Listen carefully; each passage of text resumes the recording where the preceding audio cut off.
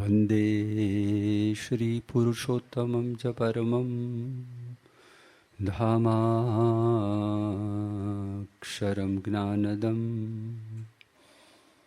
વંદે પ્રાગજીભક્તમેવ મનઘં બ્રહ્મસ્વરૂપં મુદા વંદે યજ્ઞપુરુષદાસચરણં શ્રીયોગિરાજં તથા વંદે શ્રીપ્રમુખં ગુણાલયગુરો મોક્ષાય ભક્ત્યા સદા ગુણાતીતોક્ષરં બ્રહ્મ ભગવાન પુરુષોત્તમઃ જનોજાનન્નિદં સત્યં મુચ્યતે ભવબંધનાत्. શ્રી સ્વામિનારાયણ ભગવાનની જય. અક્ષર પુરુષોત્તમ મહારાજની જય. ગુણાતીતાનંદ સ્વામી મહારાજની જય.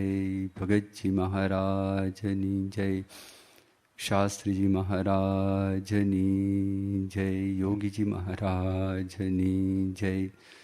પ્રમુખ સ્વામી મહારાજની જય.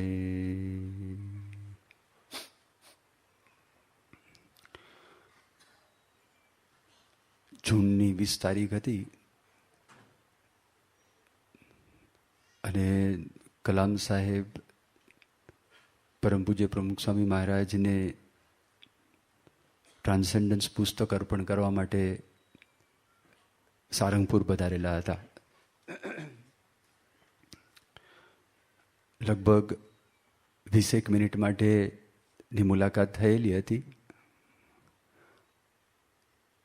અને એ મુલાકાતથી પણ કલામ સાહેબ બહુ જ પ્રભાવિત થયા હતા. અને ત્યાર પછી ત્યાં આગળ જે સભા મંડપ છે સારંગપુરમાં, એમાં ખાસ કરીને અંગ્રેજી જાણકાર આપણા સંસ્થાના જે યુવાનો હતા એ અલગ અલગ શહેરમાંથી ત્યાં આગળ આવેલા હતા.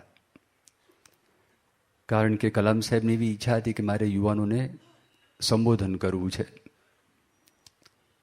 એટલે એ ફંક્શન બહુ સારું થયેલું અને લોકોને આ પુસ્તક બાબતની અંદર થોડી જાણકારી તે વખતે પ્રાપ્ત થયેલી. ત્યાર પછી અમદાવાદની અંદર માનવ મંદિરની સામે જે યુનિવર્સિટીના મેદાનો છે ત્યાં બહુ મોટું કન્વેન્શન સેન્ટર આપણી સરકારે બનાવેલું છે. લગભગ 13-14 હજાર માણસો ત્યાં ભેગા થયા હતા. તે વખતે પણ લોકોને આ પુસ્તક બાબતમાં જાણકારી પ્રાપ્ત થયેલી. ત્યાર પછી દિલ્હીની અંદર પણ એક કાર્યક્રમ થયો. એમાં પણ બહુ મોટા મહાનુભાવો ઉપસ્થિત રહેલા હતા. ત્યાર પછી મુંબઈની અંદર આપણા મંદિરમાં યોગી સભાગૃહની અંદર કાર્યક્રમનું આયોજન થયેલું. ત્યાર પછી ચેન્નાઈની અંદર એક મોટું ફંક્શન થયું, ઇમેજ ઓડિટોરિયમ. બહુ મોટો હોલ હતો અને ત્યાં આગળ પણ હાઈકોર્ટના ચીફ જસ્ટિસ વૈદ્યનાથન એ સિવાય પણ અન્ય મહાનુભાવો ત્યાં ઉપસ્થિત હતા. એમની ઉપસ્થિતિની અંદર પણ લોકોને આ પુસ્તક બાબતની અંદર જાણકારી પ્રાપ્ત થયેલી. ત્યાર પછી બીજું મોટું ફંક્શન થયું હૈદરાબાદની અંદર. અને વિદેશની અંદર પણ London, Toronto, Robbinsville, Atlanta, Houston, Chicago, Los Angeles, આ બધા સેન્ટર્સમાં પણ બહુ મોટા ફંક્શન્સ થયા. અને ત્યાં પણ લોકોને આ પુસ્તક બાબતમાં બધી જાણકારી એ પ્રાપ્ત થઈ. આ બધી જે વાતો છે એ સ્વામિનારાયણ પ્રકાશ, સ્વામિનારાયણ બ્લિસ, આપણી સંસ્થાની જે વેબસાઇટ છે, ઇન્ટરનેટ, ટેલિવિઝન, છાપાઓ, એના દ્વારા તમારામાંથી ઘણા બધાને પ્રાપ્ત થઈ પણ હશે. તમારામાંથી ઘણા બધાએ આ પુસ્તક વાંચ્યું પણ હશે. અને આ સભાની અંદર પણ સંતો દ્વારા આ બાબતમાં કેટલીક વાતો કહેવામાં પણ આવી છે. પણ અધિકસ્ય અધિકમ ફલમ, ભગવાનને સંતના ગુણગાન જેટલા આપણે વધારે સાંભળીએ, જેટલા વધારે કહીએ, આપણા મનની અંદર પણ આપણે એનું જેટલું વધારે સ્મરણ કરીએ એટલી આપણી ઇન્દ્રિયો શુદ્ધ થાય છે, અંતઃકરણ શુદ્ધ થાય છે. આપણા જીવને એમાંથી ઘણું બધું બળ છે, એ બળ પણ આપણને પ્રાપ્ત થતું હોય છે. આપણા ઈષ્ટદેવ શ્રીજી મહારાજ, તેમણે વચનામૃતની અંદર આ મતલબની વાત કરેલી છે. વચનામૃત છે ગરડા મધ્ય પ્રકરણનું 49મું વચનામૃત. એ વચનામૃતમાં સ્વામિનારાયણ ભગવાન કહે છે, અમારે તો ભગવાનની કથા, વાર્તા, કીર્તન અને ધ્યાન, એમાંથી કોઈ દિવસ મનની તૃપ્તિ થઈ નથી, અને તમારે પણ કરવી નહીં. આ લૌકિક બાબતની અંદર આપણને તૃપ્તિ થતી નથી.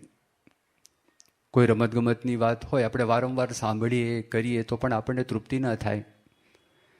રાજકારણની જે વાતો છે પણ આપણે વારંવાર કરીએ સાંભળીએ, એમાંથી પણ આપણને તૃપ્તિ નથી. વ્યવહારની વાતો હોય તો વ્યવહારની વાતોમાં પણ આપણને તૃપ્તિ થતી નથી.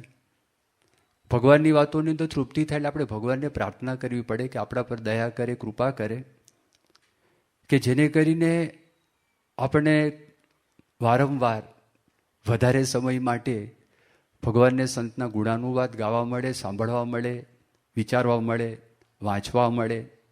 આપણે ભગવાનને પ્રાર્થના કરીએ, ભગવાન એવા સંજોગો ઉપસ્થિત કરી આપે કે જેને કરીને આપણે જીવનની અંદર આ લાભ થાય. એનાથી આપણા મનની અંદર અને હૃદયની અંદર ખૂબ શાંતિનો અનુભવ આપણને થતો હોય છે. શ્રીમદ ભાગવતની અંદર પૃથુરાજા ભગવાનને પ્રાર્થના કરે છે કે ભગવાનની કથા સાંભળવા માટે મને 10,000 કાન આપો. એનો અર્થ યોગીજી મહારાજ કરતા કે 10,000 કાન શરીર ઉપર ક્યાં ચોંટાડવા? 2 કાન પણ આપણને વધી પડે છે, તો 10,000 કાન ક્યાં ગોઠવવા? પણ 10,000 કાને કરીને જેટલી કથા સંભળાય એટલી કથા હું 2 કાનથી સાંભળી શકું, એવા મને તમે આશીર્વાદ આપો. એટલે ભગવાનને આપણે પ્રાર્થના કરવી પડે. શ્રીમદ ભાગવતની અંદર ભગવાનના આખ્યાન છે, કાં તો ભગવાનના અવતારોનો આખ્યાન છે, ભગવાનના ભક્તોના આખ્યાન છે. જે ભક્તોએ આધ્યાત્મિક સાધના કરીને ભગવાનની પ્રાપ્તિ કરી હોય એ બધી વાતો અંદર છે. તો એવી રીતે યોગીજી મહારાજ ઉપર એક ભક્ત કવિએ ભજન બનાવેલું છે, અને ભજનની અંદર પણ યોગીજી મહારાજને આ પ્રાર્થના કરે છે, યોગી બાપા અમારી તમે રક્ષા કરો, મમ મસ્તક પર તમે હસ્ત ધરો. એ ભજનની અંદર એક કડી આવે છે કે મારા હાથમાં આપનું કામ હજો, મારા મુખમાં આપનું નામ હજો, મારે કાને કથા અવિરામ હજો, યોગી બાપા અમારી તમે રક્ષા કરો. આ વર્ણન કરે છે કે તમે મારી રક્ષા કરો, ભક્ત માગે છે. હવે એમાં કહે છે કે મારા હાથમાં આપનું કામ હજો. હાથે કરીને હું કયું કામ કરું? આપે જે આજ્ઞા કરી હોય, જે કંઈ સેવા કરી હોય, તો અખંડ મારા 2 હાથે કરીને હું એ કામ કર્યા કરું. ફક્ત હાથની વાત નથી, આપણે જે કાંઈ કાર્ય કરીએ એમાં એમની ઈચ્છા મુજબ, એમની મરજી મુજબના કામ હોય એવી માગણી કરે. મારા મુખમાં આપનું નામ હજો, મારા મુખની અંદર તમારું નામ, એટલે યોગી બાપા, યોગી બાપા, યોગીજી મહારાજ, યોગીજી મહારાજ. એ ભક્ત કવિનો કહેવાનો ભાવાર્થ આ નથી. એવી રીતે પણ આપણે એમનું સ્મરણ કરીએ, વાત કરીએ, પણ એમનો જે મહિમા છે, એમનામાં જે સદ્ગુણો છે, એ સદ્ગુણો આપણે સમજી શકીએ, અને સમજીને પછી બીજા પાસે આપણે આ વાત કરી શકીએ. એ જે વાત છે એની માગણી કરે છે. અને મારે કાને કથા અવિરામ હજો. વિરામ એટલે સ્ટોપ, અવિરામ એટલે સ્ટોપ ન થાય. મારા કાનની અંદર સતત આપના મહિમાની વાતો, આપના ગુણની વાતો એ બધી આવ્યા કરે. એમના ગુણ એટલે ભગવાનના ગુણ છે, કારણ કે ભગવાનને આપેલા બધા સદ્ગુણો છે. એટલે ભગવાનના મહિમાની વાતો આપણા કાનની અંદર અખંડ અથડાયા કરે, આપણે સાંભળ્યા કરે, એવી પ્રાર્થના એ ભક્ત કવિ કરે. એક બીજા ભક્ત કવિ થઈ ગયા ઘનશ્યામ કરીને, બહુ અલગારી વ્યક્તિ હતા, જરા સૂફી ટાઈપના એ વ્યક્તિ હતા. અને એમણે પણ એક ભજનની અંદર આવી જ માગણી કરેલી છે, યોગીજી તમારા દર્શનથી સુખ ચેન અમોને ખૂબ મળે, ભક્તિની વેલી અંતરથી ફાલી ફૂલીને ખૂબ ફળે.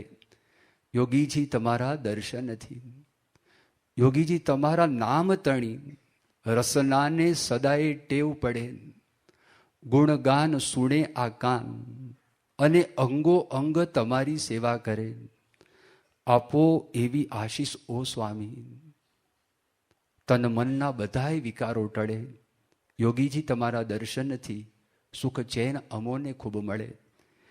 તે ભક્ત કવિ ઘનશ્યામ એ પણ આવી માગણી કરે છે કે યોગીજી તમારા નામ તણી રસનાને, રસના એટલે જીભ, સદાય ટેવ પડે, ગુણગાન સુણે આ કાન અને અંગો અંગ તમારી સેવા કરે. મારા કાન છે હંમેશા તમારા ગુણગાન સાંભળતા રહે અને આખું શરીર, દેહ, ઇન્દ્રિયો, અંતઃકરણ એ આપની સેવાની અંદર સંપૂર્ણપણે જોડાઈ જાય, જેને કરીને તનના બધા વિકારો અને મનના બધા વિકારો એ નાશ પામી જાય. હવે પરોક્ષના ભક્ત હતા, જૂનાગઢના વિસ્તારની અંદર બધા સંન્યાસીઓ સાથે ફરતા હોય, પોતે જાતે ભજનો છે, ગઝલો છે એના રચયિતા હતા, એના કમ્પોઝ કરનારા પણ હતા, ગાનારા પણ હતા. એવી વ્યક્તિ હતી, પણ યોગીજી મહારાજની મુલાકાત થઈ, યોગીજી મહારાજને પોતે એ ઓળખી ગયા. એટલે આ બાબતની અંદર આપણે પ્રાર્થના કરવી પડે છે. જગતની વાત માટે આપણે પ્રાર્થના કરવી પડતી નથી, કારણ કે જગતની વાતની અંદર આપણે સેજે ઢાળો છે, આપણને બધી વાતો ગમતી હોય છે. એટલા માટે ભલે આપણે આ ટ્રાન્સેન્ડન્સ પુસ્તક બાબતની અંદર કેટલીક વાતો જાણી હશે, પણ જેટલું આપણે વધારે સાંભળીએ, વધારે જાણીએ અને વધારે આપણા જીવનની અંદર પાકું થાય, એટલા માટે અહીંયા આગળ આજે પારાયણ છે, પારાયણનું આયોજન છે, એ આયોજન કરવામાં આવેલું છે. સૌપ્રથમ તો આ પુસ્તક છે એની કેટલીક વિશેષતાઓ છે, તો એ વિશેષતાઓ પર થોડીક આપણે પહેલાં વાત એ સાંભળીએ અને એ બધી વિશેષતાઓ ચડતા ક્રમની અંદર આપણે જોઈશું. આના જે પ્રકાશક છે એ પ્રકાશક એક વિશ્વ પ્રસિદ્ધ પ્રકાશક સંસ્થા છે, એનું નામ છે હાર્પર કોલિન્સ. જેમ વિશ્વની અંદર 5 મહાસત્તાઓ છે, આ બધાને ખબર છે, અમેરિકા, રશિયા, ચીન, ફ્રાન્સ, ઇંગ્લેન્ડ, આ 5 મહાસત્તાઓ કહેવાય છે. એમ અંગ્રેજી સાહિત્ય એનું જે પ્રકાશક જગત છે, એ જગતની અંદર 5 સંસ્થાઓ બિગ 5 તરીકે એનું વર્ણન કરવામાં આવેલું છે. એમાં એક છે હાર્પર કોલિન્સ, બીજી એક છે હેચેટ, ત્રીજી એક મેકમિલન, ચોથી પેન્ગ્વિન રેન્ડમ હાઉસ અને 5મી સાયમન એન્ડ શુસ્ટર. તો વિશ્વમાં જે અંગ્રેજીની અંદર સારા સારા પ્રકાશનો થાય છે, તો આખા વિશ્વનું જે સામ્રાજ્ય કહીએ અંગ્રેજી સાહિત્યની અંદર આ 5 સંસ્થાઓની અંદર વેચાઈ જાય છે. એમાંથી એક હાર્પર કોલિન્સ સંસ્થા છે. હવે આ જે સંસ્થા છે એ સંસ્થા દર વર્ષે નવા 10,000 પુસ્તકો છાપે છે. દર વર્ષે નવા 10,000 પુસ્તકો છાપે છે. અને અત્યાર સુધીની અંદર જે કંઈ પુસ્તકો એમણે છાપેલા છે એની જો સૂચિ કરવામાં આવે, અને હવે તો ઈ બુકનો જમાનો છે, એટલે આવી પુસ્તક છે લેવી ન પડે. આ પુસ્તકની અંદર પણ પાછળ લખેલું છે, આ પુસ્તકની કિંમત પણ લખેલી છે. નીચે લખેલું તમારે જો ઈ બુક કે તમારી પાસે કમ્પ્યુટર હોય, ઇન્ટરનેટનું કનેક્શન હોય અને તમે એ પર્યાપ્ત પ્રમાણમાં પૈસા ભર્યા હોય, તો તમારા કમ્પ્યુટરની અંદર જ આ પુસ્તક એ આવી જાય, જેને કરીને તમે કમ્પ્યુટર ઉપર પણ આ પુસ્તકનું વાંચન કરી શકો. તો એવી રીતે હાર્પર કોલિન્સ અત્યાર સુધીની અંદર જે કંઈ ઈ બુક્સ પણ છાપેલી છે અને આવા પુસ્તકો પણ છાપેલા છે, એની જો સૂચિ કરવામાં આવે તો 2 લાખની સૂચિ થાય છે. Titles, 200,000 titles. આટલી મોટી આ પ્રકાશક સંસ્થા છે. એટલે એના દ્વારા એ લોકોએ સ્વીકાર કર્યો અને એ લોકોએ હા પાડી.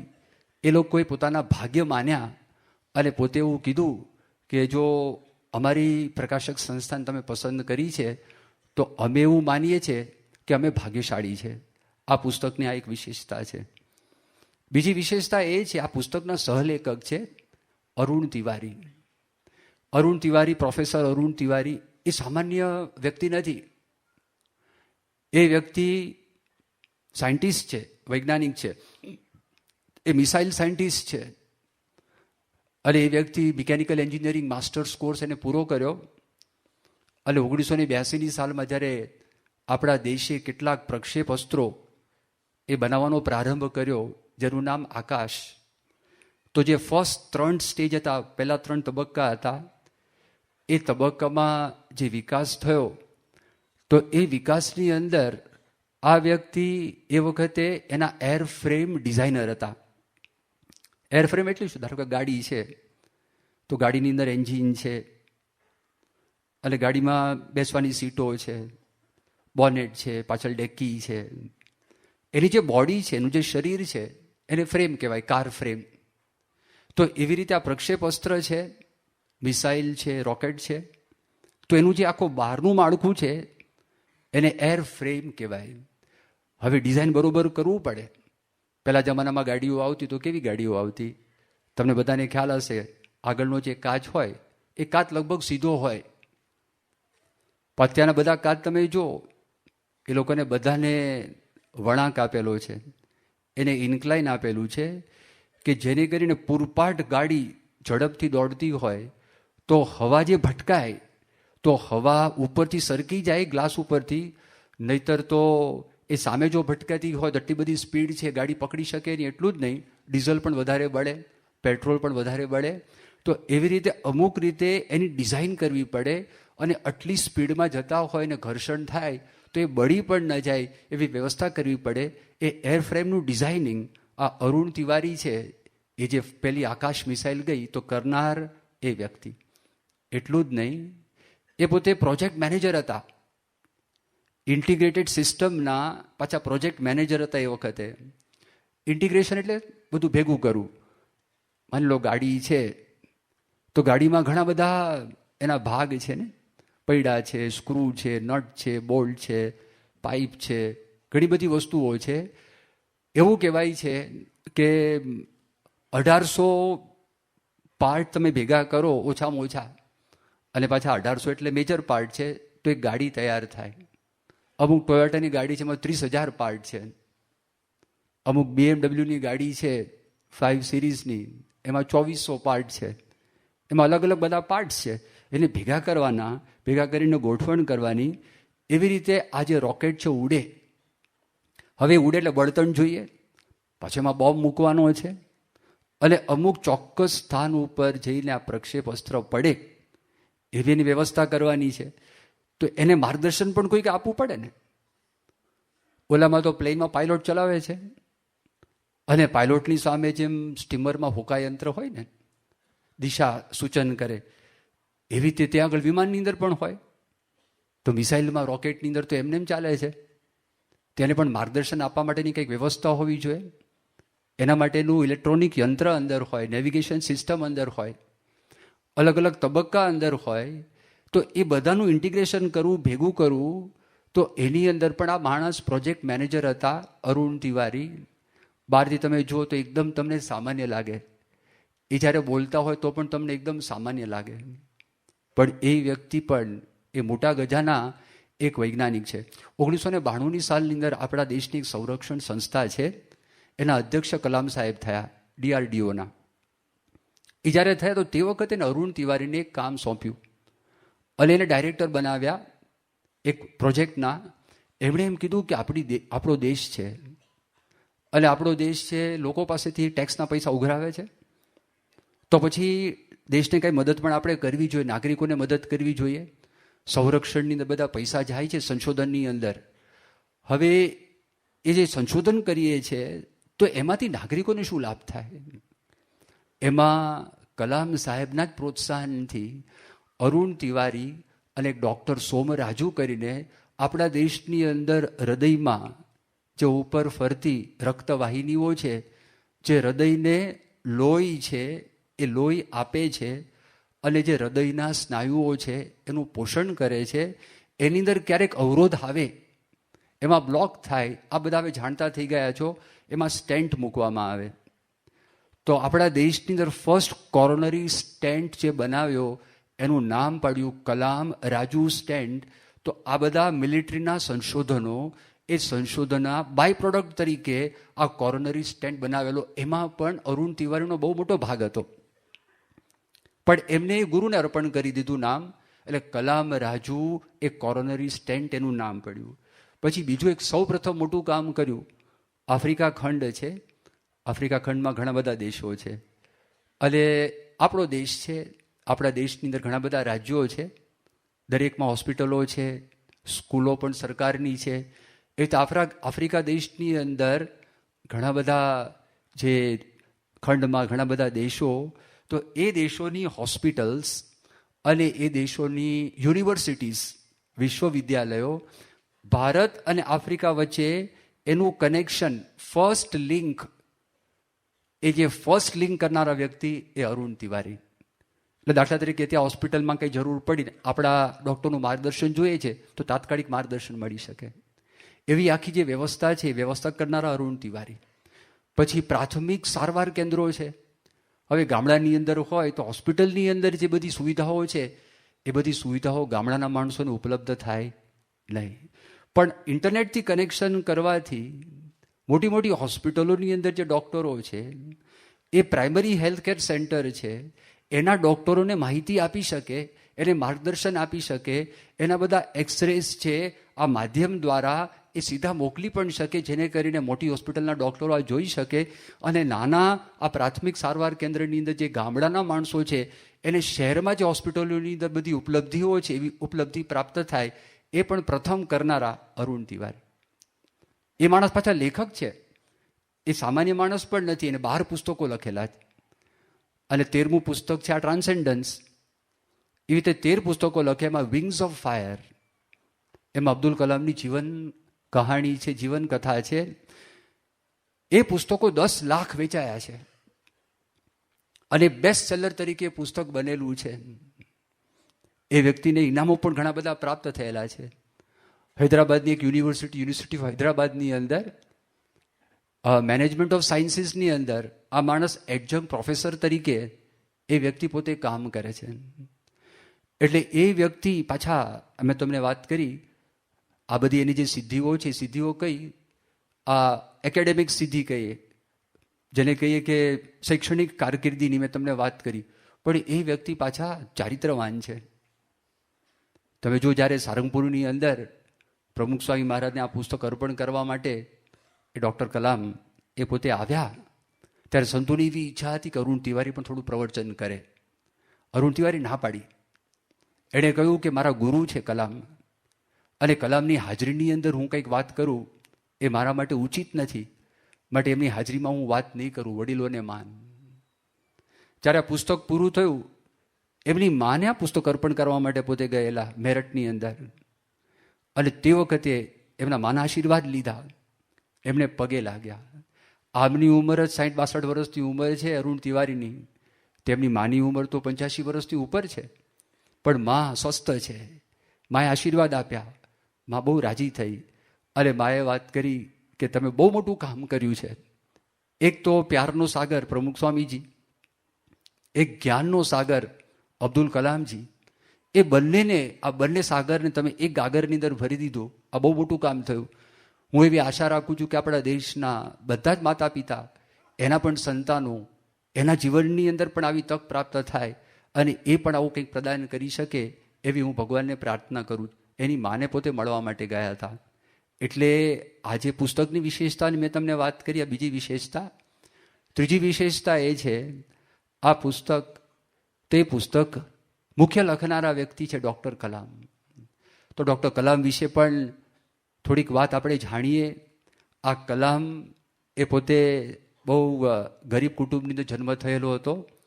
હકીકતમાં કેવું હતું, એ લોકો બહુ પૈસાદાર હતા.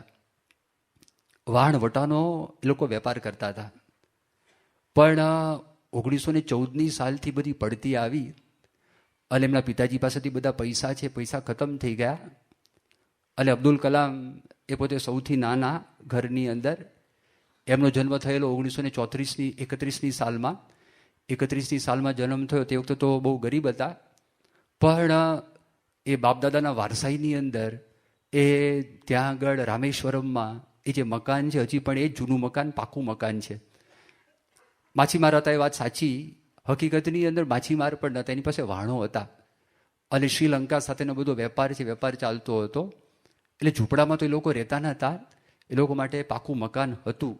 પણ જ્યારે આ આવ્યા અને એની પહેલાંથી મેં તમને વાત કરી 15-16 વર્ષથી ઘરની પરિસ્થિતિ છે એ પરિસ્થિતિ બહુ સામાન્ય થઈ ગઈ હતી. એટલે અબ્દુલ કલામને ઘરની અંદર પૈસા મળે એના માટે સવારે છાપાઓ ઘરે ઘરે, અબ્દુલ કલામ જ્યારે નાના હતા એ ઘરે ઘરે છાપાઓ નાખવા માટે જતા હતા. પણ માતા પિતાની બહુ જ ઈચ્છા હતી કે અભ્યાસ સારો કરે, એટલે પ્રાથમિક શિક્ષણ એને ત્યાં પ્રાપ્ત કર્યું.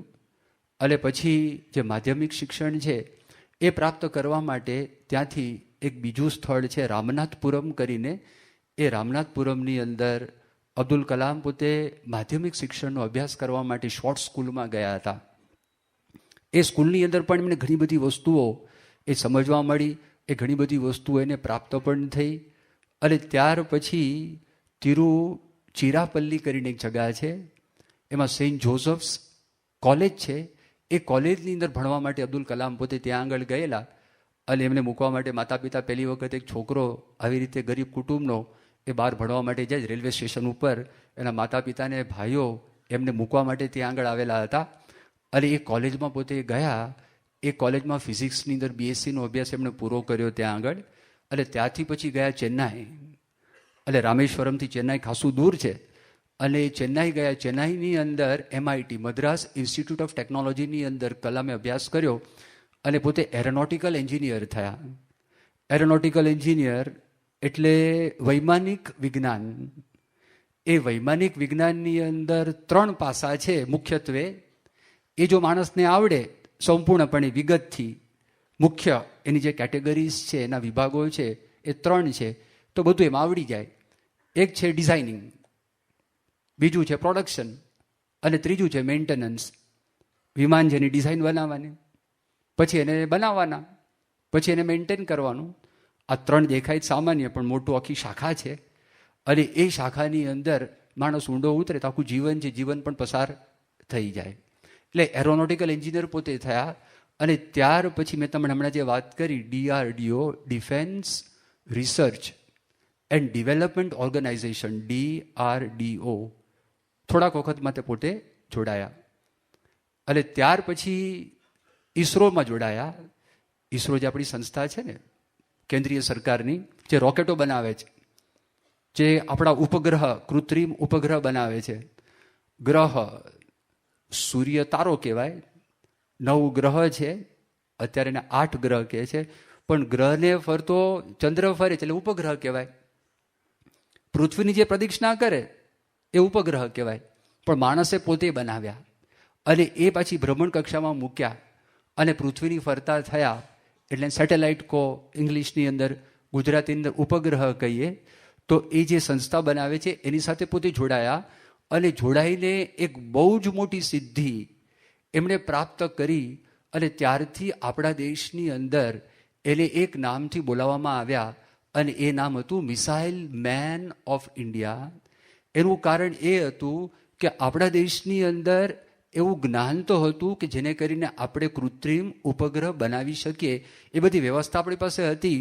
પણ આપણે અમેરિકાની મદદ લેતા અવકાશમાં મોકલવા માટે, આપણે રશિયાની મદદ લેતા, આપણે યુરોપની મદદ લેતા, આપણે ઇંગ્લેન્ડની મદદ લેતા, જેને કરીને આપણા ઉપગ્રહ ઉપર જે આપણી પાસે એવા કોઈ રોકેટ નહોતા, આપણી પાસે એવું કોઈ યંત્ર નહોતું કે જેની અંદર તમે ઉપગ્રહ મૂકો અને પૃથ્વી ફરતી ભ્રમણ કક્ષાની અંદર પહોંચી શકે એવી વ્યવસ્થા આપણી પાસે નહોતી. અને સતીશ ધવન એક ઈસરોના ચેરમેન હતા. એમણે કલામ સાહેબને આ કાર્યક્રમના નિર્દેશક બનાવ્યા, એને પ્રોજેક્ટ ડાયરેક્ટર બનાવ્યા. એમણે કીધું તમે પ્રયત્ન કરો. અને 1980ની સાલની અંદર કલામ નેતા, એની નીચે બધી ટીમ, એટલે ટીમના સહિયારા પ્રયત્નથી કલામ ગાઈડ કરે, એ પ્રશ્નો પૂછે, બધા વૈજ્ઞાનિકો ભેગા થઈને કામ કરે. અને 1980ની સાલની અંદર એક રોકેટ બન્યું. એ રોકેટનું નામ SLV-3. SLV શબ્દો છે, એક અક્ષર છે. Satellite launch vehicle. સેટેલાઇટ એટલે ઉપગ્રહ, લોન્ચ એટલે જે ધક્કો મારે એ, અને વ્હીકલ એટલે વાહન. અને 3 પ્રયત્ન કર્યા છે, આગલા 2 નિષ્ફળ ગયા હતા, એટલે ત્રીજું નામ આપ્યું SLV-3. તો એને કરીને આપણો ઉપગ્રહ, તેનું નામ હતું રોહિણી, એ ભારતે બનાવેલા રોકેટથી પહેલી વખત અવકાશની અંદર પૃથ્વી ફરતો એ ઉપગ્રહ ફરવા લાગ્યો. એટલે સફળતા પ્રાપ્ત થઈ. લોકો બહુ રાજી થયા. એ કામ એમનું પૂરું થયું. ફરી વખત સંરક્ષણ સંસ્થામાં દાખલ થયા, DRDOમાં. ઈસરોમાંથી પાછા ત્યાં ગયા. અને પછી વિચાર થયો કે આપણો દેશ છે એ સુરક્ષિત નથી. આપણા દેશ ફરતા દુશ્મનો છે. પાકિસ્તાન છે આ બાજુ, અને આ બાજુ ચાઇના પણ છે. અને આમ તો બધા શાંત છે, પણ વધારે ચમકલા પાકિસ્તાન કરે છે. તો આપણી પાસે એવી કંઈક વ્યવસ્થાઓ હોવી જોઈએ કે જેને કરીને આપણે સંરક્ષણની અંદર પાકા બનીએ, સંરક્ષણમાં આપણે મજબૂત બનીએ. આપણે આક્રમણ માટે નથી. આપણા દેશની એક પોલિસી છે, નો ફર્સ્ટ અટેક પોલિસી. એટલે પહેલી કોઈ દિવસ આપણે આક્રમણ કરવા માટે જવાના નથી. એ આપણી પોલિસી છે. પણ આપણા પર કોઈ આક્રમણ ન કરે એના માટે આપણે ન છૂટકે આવા બધા સાધનો બનાવવા પડે છે, જેને કરીને આપણા દેશનું બજેટ, ઘણું બધું બજેટ એમાં વપરાય છે. લગભગ 2000ની સાલમાં આપણે ત્યાં આગળ એરફોર્સનું એક નવું મથક થયું. અને તે વખતે હવાઈ દળના વિમાનો આકાશમાં ઉડતા હતા ગાંધીનગર ઉપર. અને બધા ઉડતા હતા. એમાં અહીંથી ચોકની અંદર તમે ઊભા હો તો ચોકમાંથી તમને દેખાય કે અમુક ફાઇટર વિમાન તો 4-4ના ગ્રુપની અંદર ઉડે અને એને સ્પેશિયલ ધડાકો કરે, અવાજ આવે, એ બધા લોકોને ખબર હશે. પણ અમુક એવા હતા કે ફાઇટર આખાને આખામ સીધા થઈ ગયા અને સીધા થઈને ઉપર જતા હતા. અને કેટલાક વિમાનમાંથી પેરેટ્રુપર્સ એમાંથી પડ્યા, એ બધું દેખાતું હતું. હવે તે વખતે air chief marshal mister Sarin આખા હવાઈ દળના નેતા આવેલા. અને એમને અક્ષરધામની વાતની ખબર પડે, અક્ષરધામ જોવા માટે આવેલા. અક્ષરધામ જોયા પછી મને મળ્યા. એટલે મેં તો ખાલી કેઝ્યુઅલી વાત કરી, વાતમાં વાત કરી કે મેં તમારા બધા વિમાનો જોયા અને હવાઈ દળના માણસોને પણ મેં જોયા. ઉપર પેરેટ્રુપર તરીકે નીચે લોકો પેરેશૂટમાંથી નીચે ઉતરતા હતા. આ બધું મેં જોયું. તો બહુ નમ્રતાપૂર્વક એણે વાત કરી કે Swamiji, those instruments are instruments not of war, but they are instruments of defense. એમણે વાત કરી, તમે આ જે વિમાનો જોવો છો એ અટેક કરવા માટે, આક્રમણ કરવા માટે, યુદ્ધ માટેના નથી, પણ શાંતિ માટેના છે. હવે આ તો લડાયક વિમાનો છે, શાંતિ માટેના કેવી રીતે? એ તમારી પાસે હોય તો દુશ્મન વિચાર કરે જવું કે ના જવું. તમારા ઘરમાં ઉંદર દાખલ થયું, ઉંદર પકડવા માટે જાઓ, પણ કાળો ઝેરી સાપ દાખલ થયો હોય તો હવે વિચાર કરો ભાઈ. ફોન કરો પેલા લોકોને, વન વિભાગને, કે ભાઈ અમારા આ રૂમની અંદર એક કાળોતરો દાખલ થઈ ગયો છે અને સિંહ દાખલ થઈ ગયો હોય તો ફફડી જવાય. એમ જો આપણી પાસે હોય, ક્યારેક ક્યારેક પરીક્ષણ કરવું પડે. રિપબ્લિક દિવસે 26મી જાન્યુઆરી બતાવવું પડે કે આપણી પાસે આ મિસાઇલ છે. એ પરીક્ષણ દ્વારા વારે વારે કે એમાં કંઈ પૈસાનો ખર્ચો કરવાનો નથી. એક વખત ઉડે ખબર પડે, ઓહો આટલી બધી તાકાત છે. બધા મોટા દેશોને અનુમાન થઈ જાય કે આ દેશ પાસે કેટલી ક્ષમતા છે. અને ખાનગીની અંદર આ દેશ જાહેર નહીં કરતું, પણ ખાનગીમાં દેશ કેટલું બધું બનાવતું હશે ને એ ખબર પડી જાય. એટલે એમણે વાત કરી કે this are instruments of peace. તો એવી રીતે આમના મનમાં વિચાર થયો કે ભાઈ આ રોકેટ તો SLV-3 મોકલ્યું, તો અહીંયા આગળ પણ મારે કંઈ એવી વ્યવસ્થા કરવી જોઈએ. અને જેને કરીને એને બેલેસ્ટિક મિસાઇલ્સ કહેવાય છે, કે જે બોમ્બ, ન્યુક્લિયર બોમ્બ, અણુ બોમ્બ પણ સેંકડો માઇલ, પછી હજારો માઇલ સુધી, અત્યારે આપણી પાસે એવી ક્ષમતા છે ઓફિશિયલી 5000 માઇલ સુધી આપણો જે અગ્નિ 5 મિસાઇલ છે, 6 નંબરનું તૈયાર થાય છે, એ ત્યાં સુધી પહોંચાડી શકે. અને નિયત નિશાન ઉપર અહીંથી નક્કી કરે તો ત્યાં આગળ એ જઈ શકે એવી ક્ષમતા ડેવલપ થાય છે. પણ પ્રથમ એ બેલેસ્ટિક મિસાઇલ્સની અંદર જે વૈજ્ઞાનિકોએ કામ કરેલું, એમાં અબ્દુલ કલામનું કામ એ પણ એક પાયાનું એક કામ હતું. અને ત્યાર પછી આપણો દેશ, કેન્દ્રીય સરકાર, એના મિનિસ્ટ્રી ઓફ ડિફેન્સ છે, સંરક્ષણ ખાતું છે. એ ખાતામાં મિનિસ્ટર હોય, એના પોતે સલાહકાર તરીકે નિમણૂક થઈ. અને ત્યાર પછી આખા દેશના મુખ્ય વૈજ્ઞાનિક સલાહકાર તરીકેની નિમણૂક થઈ. ત્યાર પછી 11મા રાષ્ટ્રપતિ તરીકે એમની નિમણૂક થઈ. અને એ વ્યક્તિને ઘણા બધા અવોર્ડ્સ પ્રાપ્ત થયેલા છે, પદ્મભૂષણ, પદ્મવિભૂષણ, ભારત રત્ન. એ વ્યક્તિ વિશ્વની અંદર લોકો એને નવાજેલા છે. મોટા મોટા વિશ્વવિદ્યાલયો, જેને આપણે યુનિવર્સિટીઝ કહીએ છીએ, તો એ લોકોએ એમને માનદ પીએચડીની ડિગ્રીઓ આપેલી છે, 48 ડિગ્રી આપેલી છે. એ વ્યક્તિએ પોતાના જીવનમાં 25 થી 30 પુસ્તકો લખેલા છે. અને એ વ્યક્તિ આ પુસ્તક છે, પુસ્તક લખવા માટે એમને પ્રેરણા થઈ અને પુસ્તક લખ્યું ને પુસ્તક પૂરું કર્યું. હવે મેં તમને જે વાત કરી, આ એમની જે ટેકનિકલ કારકિર્દી છે એના પર વાત કરી, પણ સદગુણી માણસ હતા. એમના જીવનમાં કેટલી સાદાઈ હતી. એક પ્રસંગ એવો થયો, એમના મ્યુઝિકનો પણ શોખ હતો. એક ટેપ રેકોર્ડર રાખતા, જૂનું 2-way ટેપ રેકોર્ડર હતું, નાનું. હવે પહેલા જમાનામાં જે રેકોર્ડર આવતા ને, તમને ખ્યાલ હશે, પટ્ટીઓ આવતી પ્લાસ્ટિકની. એ પ્લાસ્ટિકની પટ્ટીઓ છે, ક્યારેક છે ને પહેલાંની અંદર ગૂંચાઈ જાય. એ કેસેટ ચાલતી હોય ને, કેસેટમાં ગૂંચાઈ જાય. તો ગૂંચાઈ ગયું એટલે એ બંધ થઈ ગયું. એટલે પછી એને સેક્રેટરીને વાત કરી કે તમે રિપેર કરી આવો. એમણે નમ્રતાપૂર્વક વાત કરી કે અત્યારે તો ઘણા બધા સાધનો વિજ્ઞાને આપેલા છે, આઈપોડ છે એ રાખો ને, MP3 પ્લેયર છે રાખો ને. કલામ કે તમે આને જ સાજું કરીને લાવો, આ સમારકામ કરીને લાવો, મારે એ નવા જોઈતા નથી. હવે દુકાનો બધી બંધ થઈ ગઈ આ બધું સમૂહ કરવાની, કારણ કે કોઈ ઘરાકો આવવા જોઈએ ને. તે દિલ્હીમાં શોધવા માટે નીકળ્યા. માંડ કરોલબાગની અંદર એક દુકાન મળી, અને એ દુકાનની અંદર પછી આ જે ટેપ રેકોર્ડર છે એ ટેપ રેકોર્ડર સમૂહ ત્યાં આગળ કરીને પાછા લાવ્યા. આટલા સાદા, ઘરમાં ટેલિવિઝન રાખતા નહોતા. એ ગુજરી ગયા. માત્ર 6 શર્ટ હતા અને 4 પેન્ટ હતા. આટલું સાદું જીવન. ખાવાની અંદર કોઈ દિવસ કલામ સાહેબ એવું કીધું નથી કે મારા માટે તમે આ ખાવાનું બનાવો. રાષ્ટ્રપતિ ભવનની અંદર એનું જે નોર્મલ ખાવાનું, આજીવન શાકાહારી પોતે હતા. અને રાષ્ટ્રપતિ ભવનની અંદર જ્યારે એક વખત 3 ડિશ બની, 2ની જગ્યાએ 3, તો કલામે પૂછ્યું આજે ઉત્સવ છે, આ ત્રીજું કેમ આવ્યું, આજે ઉત્સવ છે. એ એટલા સાદા. તમે જો ને જીવન જો. એ 5 વર્ષ રાષ્ટ્રપતિ તરીકે રહ્યા. એમના કુટુંબના સભ્યો રાષ્ટ્રપતિ ભવનમાં માત્ર એક વખત ગયા છે, અને ટ્રેનની અંદર આવેલા, પ્લેનમાં નહીં. અને ટ્રેનમાં જ્યારે આવ્યા તો તે વખતે ગવર્મેન્ટની બસ લેવા માટે ગઈ હતી, ગાડી લેવા માટે નથી ગઈ. અને એ ત્યાં આગળ 3 દિવસ રોકાય. એનું બિલ પોતે આપી દીધું. સેક્રેટરીને વાત કરી જેટલું બિલ થાય મને કહેજો, અને એ બિલ છે એ બિલ કલામે આપી દીધું. એ રાષ્ટ્રપતિ તરીકે હતા કારણ કે પોતે તો અપરિણિત હતા, અને એને કીધું કે મને ખાવાની વ્યવસ્થા, રહેવાની વ્યવસ્થા સરકાર આપે છે. તો એમણે પૂછાવડાવેલું કે મારા પૈસાનું કરવું શું, એના જે એ સરકારમાં ક્યાં મારે આપી દેવા પૈસા, મારે તો પૈસાની જરૂર નથી. અને દેશમાં પૈસા કામ લાગે એવું એમનું સાદું જીવન, સરળ જીવન હતું, અને એકદમ જાહેર જીવન હતું. એ વ્યક્તિના જીવનની અંદર તમે જો સહાનુભૂતિ કેવી હતી. એક વખત એવો પ્રસંગ બન્યો, એ કલામ સાહેબ પોતે ત્યાં આગળ પોતાના ઘરે જાય છે રાષ્ટ્રપતિ ભવનની અંદર, અને એમાં મોડું થઈ ગયું હતું, ઠંડી સખત હતી, અને ઇન્ડો ટિબેટન બોર્ડર ફોર્સ એના જવાનો, સિપાહીઓ એ સંરક્ષણની અંદર હતા. એકદમ જ એને તો સીધી બારણું ખોલી નાખ્યું.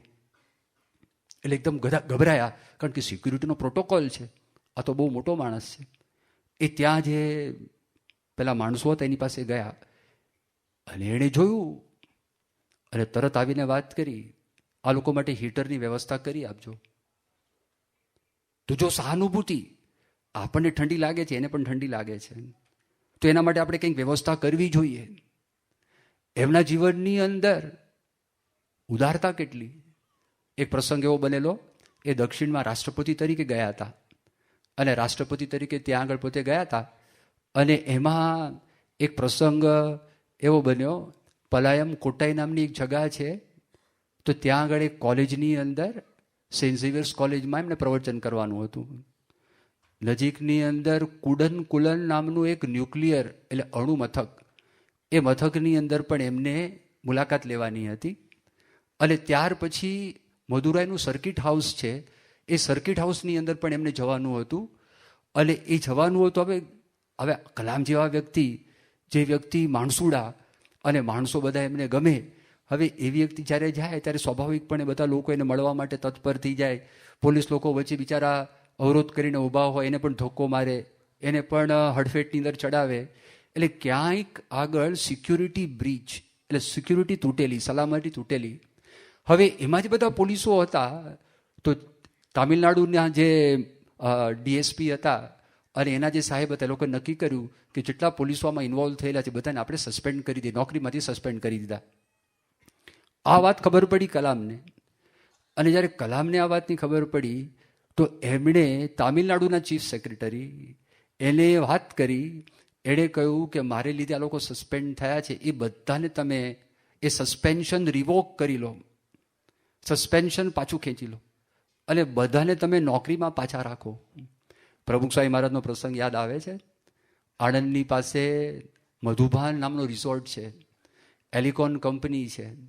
એના માલિક પ્રયાસવિનભાઈ, એ બહુ શિસ્તવાળા માણસ છે, એ પણ બહુ મહેનતુ વ્યક્તિ છે. એમના પિતાના વખતથી એ પ્રમુખ સ્વામી મહારાજના સંપર્કની અંદર છે. એમની બહુ જ ઈચ્છા હતી પ્રમુખ સ્વામી મહારાજ રિઝોર્ટની અંદર થોડા દિવસ રહે. અને આ તો 7 સ્ટાર રિઝોર્ટ છે, 5 સ્ટાર હોટલની આપણે વાત કરીએ છીએ ને, આ 7 સ્ટાર રિઝોર્ટ છે. પરદેશના માણસો ત્યાં આગળ એ પોતે આવે છે રહેવા માટે, પણ એમની ઈચ્છા હતી સ્વામીની પધરામણી થાય, આ બધી ભૂમિ છે, ભૂમિ પવિત્ર થાય, તો ખાસ અહીંયા પધારે. બાપા એમની બહુ ભાવના હતી એટલે સ્વામી ત્યાં ગયા હતા. હવે આપણા હરિભક્તોને ખબર પડી આણંદથી નજીક, એટલે હરિભક્તો ત્યાં આગળ આવે. અને પ્રેમની અંદર પાછો નેમ ના હોય, પ્રેમમાં કોઈ નિયમ નહીં, ધક્કા મૂકી અને કીધું હોય કે આ લોન ઉપર બેસવાનું નથી, આ ફૂલઝાડને અડવાનું નથી, અહીંયા એવા શબ્દો તો એ વાપરે નહીં, પણ હળી કરવાની નથી, એવા શબ્દો તો એ મોટા માણસ કહેવાય, એવા શબ્દ વાપરે નહીં. પણ હરિભક્તોને કંઈ જાણી જોઈને હળી કરવી ના હોય. પણ જો બિચારા ખબર ના હોય, આવા સ્થાનમાં ગયા ના હોય કેટલાક જણા, તો આગા પાછા થાય. તો જે ગેટમાંથી જવાની ના પાડી હતી કે આ જ ગેટમાંથી હરિભક્તો દાખલ થાય, આટલા ગેટમાંથી દાખલ થાય નહીં, આ પ્રમુખ સ્વામી મહારાજના સંતો માટેનો ગેટ છે. પણ હવે ત્યાં આગળ આવ્યા અને બિચારા સિક્યુરિટીના માણસોના મનમાં એમ થયું કે આ સાહેબના ગુરુ પ્રમુખ સ્વામી મહારાજ, એના ભક્તો પાછા રોકો તોય તકલીફ, તોય ઉપાધિ, અને જવા દઈએ તોય તકલીફ. તે જવા દીધા, એને નોકરીમાંથી કાઢી મૂક્યા, સસ્પેન્ડ કરી દીધા. પ્રમુખ સ્વામી મહારાજ પાસે આ વાત ગઈ. પ્રમુખ સ્વામી મહારાજ છેલ્લે દિવસે જ્યારે નીકળવાનું હતું ત્યારે પ્રમુખ સ્વામી મહારાજ ગાડીનો કાચ ઉતાર્યો. પ્રયાસવિનભાઈ છે ગદગદ થઈ ગયા હતા. દિવ્યતા, મૂર્તિમાન દિવ્યતા. જ્યાં જાય ત્યાં લોકોને આ દિવ્યતાનો અનુભવ થાય. જો થોડી ઘણી શ્રદ્ધા માણસના મનમાં હોય ને એને અનુભવ થાય. અને જ્યારે જતા હોય ને દિવ્યતા નીકળી જતી હોય ને આવું લાગે. લેનોક્સિલ હોસ્પિટલની અંદર પ્રમુખ સ્વામી મહારાજ નીકળ્યા. સ્વામી તો કોઈ પાસે વાત કરવા ગયા નહોતા, હાર્ટનું ઓપરેશન હતું, તો સ્વામી તો આરામ કરતા હતા. અને બહેનો હતી તો નજીકમાં આવી શકતા નહોતા. હોસ્પિટલના ઇતિહાસની અંદર પહેલો પ્રસંગ બન્યો. કોઈ વ્યક્તિ એવા હોય જેની પાસે બહેનો ના આવે, જેની પાસે નર્સ ના આવે. સામાન્ય સંજોગોની અંદર માણસના મનમાં એમ થાય, માણસના મનમાં એમ વિચારતા તો અમારું અપમાન છે, ઇક્વલ રાઇટ્સ, સ્ત્રી સ્વાતંત્ર્ય, ધમાલ ધમાલ થઈ જાય કે ન થાય. પણ જ્યારે પ્રમુખ સ્વામી મહારાજ 6 દિવસ કે 7 દિવસ પછી નીકળ્યા, આ નર્સિસ, ફિમેલ બહેનો અને બીજા બધાના મનમાં એવું થયું કે આ હોસ્પિટલનો પ્રાણ જતો હોય ને એવું લાગ્યું, હોસ્પિટલ ખાલી થઈ જતી ને એવું લાગ્યું. એટલે પ્રયાસવિનભાઈ તો બાપાના યોગમાં હતા, પણ મેનેજર હતા, નાસ્તિક હતા. પણ ત્યાં આગળ પ્રમુખ સ્વામી મહારાજ રહ્યા, એમાં આસ્તિક ભાવ છે પ્રગટ થયા. અને એ લોકો બહુ ગદગદ થઈ ગયા હતા. સ્વામીને વિનંતી કરી, સ્વામી વધારે રોકાવા માટે તમે અહીંયા આગળ આવો. જો સ્વામીને આ વાતની પહેલાં ખબર પડી ગઈ હતી કે પહેલાં માણસને એને કાઢી મૂકેલા છે, પણ સ્વામી ત્યારે બોલ્યા નહીં. બાપાને વિવેક છે ક્યારે બોલવું, કયા સમયે કેવું, કે જેને કરીને ધારી અસર થાય, હૃદય સુધી એ વાત પહોંચે. વિદાય વેળા હતી, વિદાય વેળા દુઃખદ વેળા હોય, અને તે વખતે માણસ ઇમોશનલ થઈ ગયો હોય. અને પ્રમુખ સ્વામી મહારાજ ગાડીનો કાચ ઉતારી અને પ્રયાસવિનભાઈને વાત કરી કે મેં એવું સાંભળ્યું છે કે અમારા હરિભક્તો તમારા નિષિદ્ધ દરવાજામાંથી દાખલ થયા હતા અને એને લીધે તમે એને ડિસમિસ કરી દીધા છે. તો મારી આપને એક વિનંતી છે કે ફરી વખત તમે એને નોકરીમાં રાખો. એ તો જોઈ જ રહ્યા. અને સ્વામી કે સંતો અને હરિભક્તો એના થકી જો કંઈ ભૂલ થઈ હોય ને તો હું એ લોકો માટે એ લોકો વતી માફી માગું છું. આજા બાપા બોલ્યા તો જોઈ જ રહ્યા ઇન્સ્ટન્ટલી, સ્વામી આપને આવું કહેવાનું હોય નહીં, હું એને તાત્કાલિક નોકરીની અંદર રાખી દઈશ. તો તમે જો જે નાની વ્યક્તિ માટે પણ ભાવ. હવે આપણને એમ લાગે કે ઓચિંતું કલામ સાહેબ આવ્યા અને પ્રમુખ સ્વામી મહારાજને મળ્યા, એમના અંતરની અંદર આવો બધો ભાવ ઉત્પન્ન કેવી રીતે થઈ ગયો. પણ પોતાનું અમુક પ્રકારનું જીવન હોય, જે સ્વામિનારાયણ ભગવાને વચનામૃતમાં વાત કરી છે. કેટલાક લોકો તો એમના યોગની અંદર આવે તો પણ એને આ ખબર પડતી નથી અને મહિમા સમજાતો નથી. અને બહારના એક વ્યક્તિ છે, પરધર્મી વ્યક્તિના અંતરની અંદર આ ભાવ ઉત્પન્ન થયો. તો શ્રીજી મહારાજે સારંગપુરના 10ના વચનામૃતમાં વાત કરી છે. મહારાજે કીધું આ લોકની અંદર ધર્મી ને અધર્મી બે પ્રકારના જીવ છે. જે ધર્મી જીવ એને સંત સમાગમ ગમે, આ મહારાજે વર્ણન કર્યું છે. એ ચાડી ચુગલી કરે નહીં, એ દારૂ માંસ વ્યભિચાર કરે નહીં. તો એવાને જ્યારે સંતનો યોગ થાય, સંતનો સમાગમ પ્રાપ્ત થાય, તો તે વખતે એને ખબર પડે છે, એને ખ્યાલ આવે છે, એને સમજ પડે છે. તો એવી રીતે તમે જો આ વ્યક્તિ પણ નાના માણસ માટે એને કેવો ભાવ, એના માટે એમને કેટલી બધી ઉદારતા આપણને દેખાય. એક પ્રસંગ એવો બની ગયેલો, કેરળા ગયેલા, આ રાષ્ટ્રપતિ થઈ ગયા પછીની વાત છે. કેરળાના રાજભવનની અંદર કોણ કોણ માણસો અબ્દુલ કલામને મળવા માટે આવે એનું એક લિસ્ટ તૈયાર થયું. અબ્દુલ કલામને પૂછવામાં આવ્યું કે તમારી એવી ઈચ્છા છે કે બીજા અમુક વ્યક્તિ પણ આવે તો એ લોકોના નામોનો પણ સમાવેશ થાય? તો અબ્દુલ કલામે લખ્યું એક મોચીનું નામ, અને બીજું નામ એણે લખ્યું એક નાની હોટલના માલિક. આ લોકોને બહુ નવાઈ લાગી કે અબ્દુલ કલામ કે જ્યારે હું કેરળા જતો ત્યારે આ મોચી છે ને એની પાસે હું બધું ચપ્પલ ને બૂટ બધા સમા કરાવતો, અને બહુ પ્રેમથી મારી સાથે કામ કરતા હતા. અને આ નાની હોટલ હતો, એ માલિક પણ મારી સાથે બહુ પ્રેમથી વાતચીત કરતા હતા. એ લોકોને કેમ ભૂલાય? આ જો સત્તાના નશામાં માણસ નાના માણસને ભૂલી જાય છે, પણ મહાનતા એમને નથી આવતી. આ ભગવાનને સંતના ગુણો જે પ્રમુખ સ્વામી પુસ્તકમાં વર્ણન કર્યું છે. અબ્દુલ કલામ પ્રશ્ન પૂછે છે આવું કેમ? એ વાત આવશે ત્યારે હું તમને વાત કરીશ. ત્યારે પ્રમુખ સ્વામી મહારાજ બોલ્યા ભગવાનના ગુણ છે. આવી એમણે વાત કરી. એમના જીવનમાં નિર્માનીપણું કેટલું! આ તો બધા પ્રસંગ મેં તમને કીધા. આ અરુણ તિવારી જે સહલેખક છે ને, આ પુસ્તકની અંદર પાછળ આ પુસ્તકની અંદર 32 અધ્યાયો છે, 4 ખંડ છે, અને શરૂઆતમાં પ્રાક કથન છે, પાછળ પશ્ચાત કથન છે, અને ઋણ સ્વીકાર છે. અને પુસ્તકના મુખ્ય પુઠાઓ કહેવાય તો પુઠાની અંદર એનું વર્ણન કરવામાં આવેલું છે.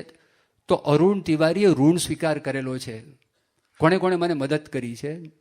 એમાં અબ્દુલ કલામની વાત કરે છે કે અબ્દુલ કલામે પોતાના જીવન દ્વારા નિર્માનીપણું કોને કહેવાય એ સાબિત કરી બતાવ્યું આ પુસ્તક લખીને. એનું કારણ આપે છે. એ કહે છે જે મહાન માણસ હોય ને લૌકિક દ્રષ્ટિએ, એના સમકાલીન મહાન માણસની પ્રશંસા કરી શકતો નથી. જ્યારે અબ્દુલ કલામે પ્રમુખ સ્વામી મહારાજની પ્રશંસાની વાતની આખું પુસ્તક લખી દીધું છે, બતાવે છે કે કેટલા નિર્માની છે. આ મેં તમને હમણાં વાત કરી, પણ હું તમને એક દ્રષ્ટાંત આપીશ, તમને આ વાત મગજમાં ક્લિયર થશે. ખરેખર આવું હોય કે મહાન વ્યક્તિઓ છે એના સમકાલીન લોક હોય એની પ્રશંસા ના કરી શકે? એનું દ્રષ્ટાંત, ન્યૂટન બહુ મોટા વૈજ્ઞાનિક થઈ ગયા. બધા વિદ્યાર્થીઓએ ન્યૂટનનું નામ સાંભળ્યું છે, એ લોકોને ખબર છે. કોલેજમાં ભણનારા માણસોને પણ ન્યૂટન છે એનું નામ સાંભળેલું છે. અને કોલેજની અંદર ફિઝિક્સમાં, ભૌતિક શાસ્ત્રમાં આગળ વધ્યા હોય એ લોકોએ પણ ન્યૂટનનું નામ સાંભળેલું છે, મહાન વૈજ્ઞાનિક. ન્યૂટનની કદાચ તમે વાત સાંભળી હશે. ન્યૂટને એક વાત કરી કે ભગવાન છે કે નહીં, ખાલી તમે આ અંગૂઠો છે, એ અંગૂઠાની રચના, એ અંગૂઠાનું કાર્ય ખાલી એ જોશો તો પણ ખબર પડશે કે ભગવાન હોવા જોઈએ. ખાલી અંગૂઠો કાઢી નાખો તો તમે જુઓ આપણે આંગળીથી કેટલું કામ કરી શકીએ છીએ. આ જે રચનાથી જ એના આધારે આપણને ખબર પડે કે ભગવાન હોવા જોઈએ. આ કેનાર માણસ ન્યૂટન. આપણે ન્યૂટનની એ પણ વાત સાંભળી છે, પેલું સફરજન પડ્યું અને ન્યૂટનના મનમાં વિચાર આવ્યો, હકીકતની અંદર આ વાત સાચી નથી, પણ પરંપરાની અંદર કર્ણોપકર્ણ આપણે આ વાત સાંભળેલી છે અને એને એટ્રીબ્યુટ થયેલી છે. પણ માની લો કે ન્યૂટનને આવો વિચાર આવ્યો અને એના પરથી ગુરુત્વાકર્ષણના નિયમો એને શોધ્યા. એ ન્યૂટન પોતે આગળ વધેલો હતો, આ મહાન વૈજ્ઞાનિક હતા. ન્યૂટનની આખી ખુરશી છે ઓક્સફર્ડ યુનિવર્સિટીની અંદર, એની ચેર કહેવાય. એ બહુ મોટી હસ્તી, મોટી વ્યક્તિ કહેવાય. હવે એ વ્યક્તિ પોતે એવું બોલે, મારું જ્ઞાન કેટલું? એણે વાત કરી કે સમુદ્રના કિનારા ઉપર હું માત્ર પેબલ્સ, એટલે કાંકરા હોય ને, એ કાંકરા છે એ હું વીણું છું, અને અગાધ જ્ઞાનનો સમુદ્ર તો મારી આગળ છે. જે અણખેડીઓ છે, વણખેડીઓ છે, હજી મને ખબર નથી. એ ન્યૂટન એ બોલેલા, I am collecting pebbles on the sea shore. I am collecting pebbles, pebbles એટલે કાંકરા, સી શોર દરિયાનો કિનારો. I am collecting pebbles on the sea shore while the vast ocean of knowledge lies beyond me. એકદમ અગાધ જ્ઞાનનો સમુદ્ર તો મારી આગળ છે. આવી એમણે વાત કરી. એ પોતે આવું સમજદાર માણસ હતા. એ માણસ હતા, પણ પોતાના સમકાલીન બીજા વૈજ્ઞાનિક જર્મનીના હતા, લાઇબનીઝ કરીને. એ વ્યક્તિએ સ્વતંત્રપણે ગણિતની એક શાખા, જેનું નામ છે કેલ્ક્યુલસ. ગણિત છે ને, એને ઘણી બધી શાખાઓ છે. એરિથમેટિક એક શાખા છે, જીઓમેટ્રી આ બીજી શાખા છે, એલ્જીબ્રા આ ત્રીજી શાખા છે, આ ચોથી શાખા છે કેલ્ક્યુલસ. તો એ કેલ્ક્યુલસ શાખા સ્વતંત્રપણે એનું સંશોધન કરેલું લાઇબનીઝે. અને આ બાજુ ઇંગ્લેન્ડમાં ન્યૂટન, એણે પોતે પણ સંશોધન કરેલું, પણ પેલું પ્રકાશન કર્યું લાઇબનીઝે. અને જ્યારે એ વાત ન્યૂટનને મળી અને ન્યૂટને ઝઘડો શરૂ કર્યો કે તે મારી પાસેથી ચોરી કરી છે. બોલો કે ભાઈ સાહેબ, મને તો ખબર નથી તમે આ કામ કરેલું છે, તમારા પ્રકાશન તો બહાર પડ્યા જ નથી. એ બે વચ્ચે એટલો બધો ઝઘડો ચાલ્યો, એટલો બધો ઝઘડો ચાલ્યો. તે ઝઘડાની અંદર જર્મનીના માણસો એમ કે ના, અમારા દેશના વૈજ્ઞાનિક લાઇબનીઝ છે, એણે જ આ સંશોધન કરેલું છે. અને ન્યૂટન છે, એણે કીધું એના બધા માણસો ઇંગ્લેન્ડના કે આણે કરેલું છે. હવે ન્યૂટન છે ને, ત્યાં આગળ વિજ્ઞાનની એક કમિટી હતી, રોયલ કમિટી, એના એ અધ્યક્ષ હતા. આને બિચારા લાઇબનીઝ ભોળો માણસ, એને પોતાનું બધું સંશોધન છે ને ત્યાં મોકલ્યું. હવે ન્યૂટન પાસે જ આવ્યું આ. તો ન્યૂટને એક કમિશનની સ્થાપના કરી, અને એ કમિશનમાં બધા પોતાના મિત્રો રાખ્યા, અને તારણ એવું કાઢ્યું કે લાઇબનીઝે ચોરી કરી છે. પ્રેરણા આપનારા ન્યૂટન. એટલે ન્યૂટન માટે બહુ મોટા વૈજ્ઞાનિક સ્ટીફન હોકિંગ કે Newton was not a pleasant man. Newton સારા માણસ નહોતા. આ પહેલું જ વાક્ય. અને હું તમને જે વાક્ય કહું છું, એક બહુ મોટી પુસ્તક સ્ટીફન હોકિંગે લખેલી છે, ખગોળશાસ્ત્રીની, ખગોળ વૈજ્ઞાનિક છે બહુ મોટા, અ બ્રીફ હિસ્ટ્રી ઓફ ટાઈમ. એ પુસ્તક એમણે લખ્યું. 1989 સાલમાં પુસ્તક છપાયું. એ પણ બહુ આખા વિશ્વની અંદર વેચાયેલી છે. એને પાછળ 3 વૈજ્ઞાનિક, આલ્બર્ટ આઇન્સ્ટાઈન, આમનું 3 વૈજ્ઞાનિકને ગેલિલિયો, 3ની વાત કરી છે. એમાં પહેલું જ વાક્ય લખે ન્યૂટન માટે, અને એક વાક્ય લખે Newton was not a pleasant man. Newton છે ને સારો માણસ નહોતો. આ પહેલી વાત લખી. પછી બીજી વાત લખે છે કે his relationship with academics were notorious. His relationship with academics એટલે જે શિક્ષણ ક્ષેત્રની અંદર બધા વિદ્વાનો સાથેનો સંબંધોના અપકીર્તિકર હતા. અને એમ કરીને આખું લાઇબનીઝની વાત કરી. પેલા માણસને બિચારા મિથ્યા અપવાદ કર્યા, ખોટા આક્ષેપ કર્યા. એટલું નહીં, એ લોકોની જ બધી મેગેઝિન હોય ને, તો મેગેઝિનની અંદર મહિને, 2 મહિને, 3 મહિને પિરિયોડિકલ્સ બહાર પડે ને, તો ન્યૂટન પોતે જ પોતાના મિત્રોના નામથી એ લેખો લખે. અને લેખોમાં એવું આવે કે આ કમિશન છે, એ કમિશને જે લોકોએ નિર્ણય આપ્યો છે એ નિર્ણય બરાબર છે. ઓલો બિચારો મરી ગયો લાઇબનીઝ દુઃખથી. અને પછી ખબર પડી કે ઓહો, આ તો સ્વતંત્રપણે એને કામ કરેલું. ન્યૂટને પહેલાં કરેલું, એ વાત પણ સાચી છે, પણ આને સ્વતંત્રપણે ન્યૂટનમાંથી ચોરી કરી નથી. ત્યારે એ દ્રષ્ટાંત આપીને આપણને ખબર પડે, ખ્યાલ આવે કે જો સમકાલીન મોટી હસ્તી હોય, મોટી વ્યક્તિ બીજાની પ્રશંસા કરી ન શકે, પણ અબ્દુલ કલામ એની પ્રશંસા પ્રમુખ સ્વામી મહારાજની કરીને પુસ્તક લખ્યું. આ પુસ્તકની ત્રીજી વિશેષતા એટલું જ નહીં, તમે બીજો વિચાર પણ કરો. કોઈ પણ મુસલમાન વ્યક્તિ, એમણે કોઈ હિન્દુ ધર્મ પર પુસ્તક લખેલું છે? એ વિચાર કરજો. બીજી એક વાત એમાં ઉમેરવા જેવી છે, અને એ વાત એવી છે કે આ દુનિયાની અંદર 193 દેશો છે. જે સંયુક્ત રાષ્ટ્ર સંઘ છે એના સભ્યો છે, મેમ્બર્સ છે.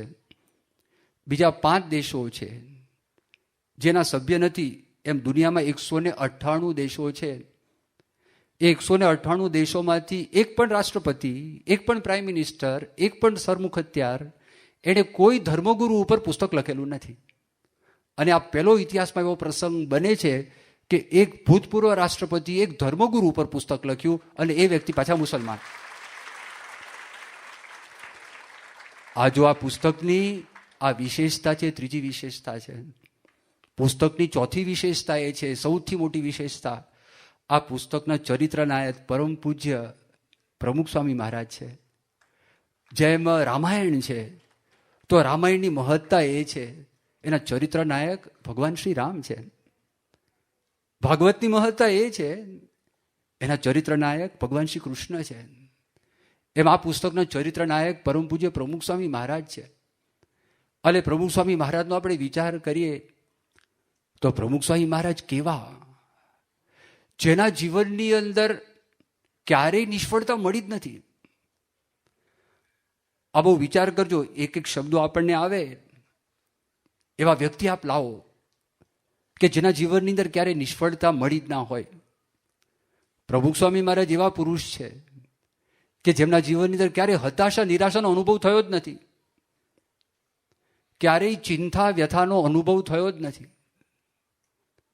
એમના જીવનની અંદર અખંડ સુખ, અખંડ શાંતિ અને અખંડ આનંદનો અનુભવ છે. પ્રમુખ સ્વામી મહારાજ એવા પુરુષ છે કે સર્વગુણે કરીને સંપૂર્ણ અને સર્વ દોષે કરીને રહિત અને સર્વ સુખના નિધાન અને અનંત શક્તિયુક્ત એવા પૂર્ણ પુરુષોત્તમ ભગવાન, એમને પ્રમુખ સ્વામી મહારાજ અખંડ અને સમ્યક પ્રકારે ધારી રહ્યા છે. એવા આ પુસ્તકના ચરિત્ર નાયક છે. મેં તમને જેમણા વર્ણન કર્યું, આ માણસ તો આપણે વિચાર કરે, આપણને ટેન્શન થાય કે ના થાય? વિદ્યાર્થીઓને પૂછો, પરીક્ષા આવે ત્યારે શું થાય? પૂછી જો. આપણને પણ અનુભવ થયો છે. હા, ડગલે ને પગલે ટેન્શન છે. ઘરની અંદર મહેમાનોને બોલાવ્યા હોય, સત્યનારાયણની કથા બેસાડી હોય અને સત્યનારાયણનો શીરો બનાવ્યો હોય અને ગણતરી કરી હોય કે આપણે ત્યાં આગળ 50 માણસો આવશે અને 200 થાય તો ટેન્શન.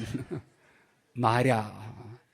આ ટેસ્ટ મેચ રમે છે ને ખેલાડીઓ, 14 કે 15ની પસંદગી કરે, એને પૂછો, એ ઓપનિંગ બેટ્સમેન રમવા માટે જાય, ઓપનિંગની ઠેઠ સુધીના બધા જ 11 રમવા માટે જાય, પહેલો દડો આવે ત્યારે શું થાય છે? બોલરને ટેન્શન, બેટ્સમેનને ટેન્શન. એ તો ઠીક છે, પણ જો બહુ મોટી ટેસ્ટ મેચ હોય અને તમને એ ક્રિકેટનો રસ હોય અને તમે ટેલિવિઝન ઉપર જોતા હોય તો તમને ટેન્શન થઈ જાય. પેલો દડો આવે, બરોબર રમે તો સારું, આમ નામ બગાડે નહીં તો સારું, કેટલી ગાળો દઈ દો, અંદર અંદર ચર્ચા કરો, એ ટેન્શન ઉત્પન્ન થાય. અહીં બીપી વધી જાય, કેટલા ટેલિવિઝનના સેટો તૂટી જાય, બારીમાંથી બધા બહાર જતા રહે. એ ટેન્શન છે કે નહીં? એક અમેરિકામાં 12 વર્ષનો બાળક મળેલો પૂજ્ય ડૉક્ટર સ્વામીની સાથે 1982ની સાલમાં અમે ગયેલા. એ ઘરમાં દાખલ થયા. એટલે ઘરમાં દાખલ થયા અને પછી 12 વર્ષનો બાળક હતો. એટલે મેં થોડા પ્રશ્નો પૂછ્યા એને. મેં કહ્યું, તમારું નામ શું? નામ કીધું. કઈ સ્કૂલમાં જાઓ છો? કયા વિષયો આવે છે? 5-7 પ્રશ્નો પૂછ્યા ને એ અંદર જતો રહ્યો.